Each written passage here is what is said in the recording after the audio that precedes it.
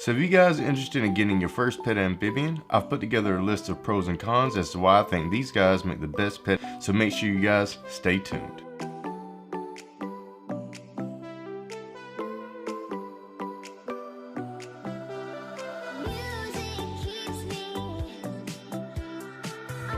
Welcome back to the channel. I'm Josue from Josue's Exotics, and if you're new to the channel, we make videos about reptiles and amphibians and how to take care of these guys. And we also answer questions that you may have about these creatures.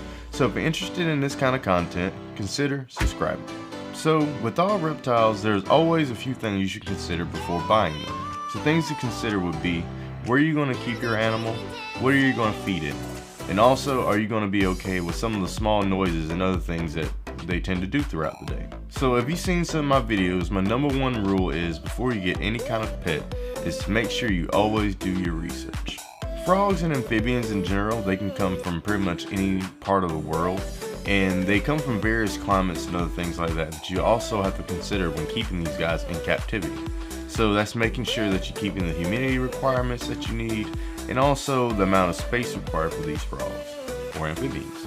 So to start off with some pros, these guys make great display pets. Due to their wide availability across the whole world, they can come in a variety of colors and sizes. So as you can see with my white tree frog here, I'll give you guys a close-up. This guy has a real pretty vibrant green color.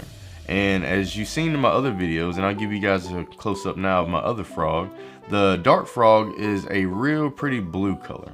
Also, there are a lot of terrestrial and aquatic frogs just like my leopard frog here. Moving on to the next pro for amphibians, they're pretty low maintenance pets. The only real tasking thing you have to do for these guys is making sure that you can mist their enclosure daily to maintain proper humidity levels. I would highly recommend getting a temperature and humidity gauge so that you can monitor your levels daily. Depending on the species, most frogs can eat about 2 to 3 times and feed mostly on crickets. While as of right now, my dog frog eats fruit flies, which you can buy at pretty much any pet store. You can also go online, and you can also make your own cultures at home.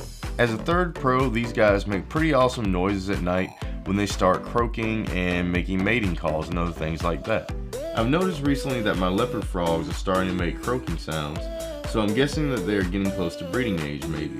If anyone knows, please tell me down in the comments, and also if you're enjoying this video, take a second and hit that subscribe button down below, and we can get back to the video. So the number one con in my opinion about keeping amphibians is the fact that they have a very sensitive and permeable skin. And if you don't know what permeable means, it means that their skin it allows them to uptake a lot of different gases and fluids and chemicals very easily through their skin, since they do a lot of their breathing through their skin and they uptake a lot of their water through their skin as well. So this is another highly important reason that the water that you need to use is dechlorinated, and you need to make sure that you use the ReptiSafe water conditioner or any other water conditioner to make sure that your water quality is always top notch for all your amphibians. Which brings us to our next con. Since these guys have such a permeable skin, these guys do not make the best for handling. Hence the reason why I have my frog here on this piece of plexiglass here, so that way I don't have to actually hold him with my hands, because the oils and stuff in your hands, even though you may wash them, there may be residue and stuff you can transmit to your frog. And you definitely want to keep your animals for as long as you possibly can and keeping them healthy, and this is just one of those things. The last con to keeping amphibians, in my opinion, is the fact that the startup can be a little bit expensive. Depending on the species of frogs that you have, it's going to depend on what kind of habitat you need to set it up for. For instance, dark frogs come from the Amazon rainforest and thrive in humidity levels around 100%, while some species of desert toads can thrive in 10 to 20% humidity. Misting systems can help automate your daily tasks, and it can be a little expensive to buy as well. I know of 2 right now that are pretty decent. You have the Reptifogger, which is the one I had in my last video. If you haven't seen that, I'll put a link in the YouTube section over here if you guys want to check that out. And then you also have the Monsoon. But either or of these products can be great ways to keep your humidity up in your enclosure. The enclosure that's needed for these guys can also get kind of expensive.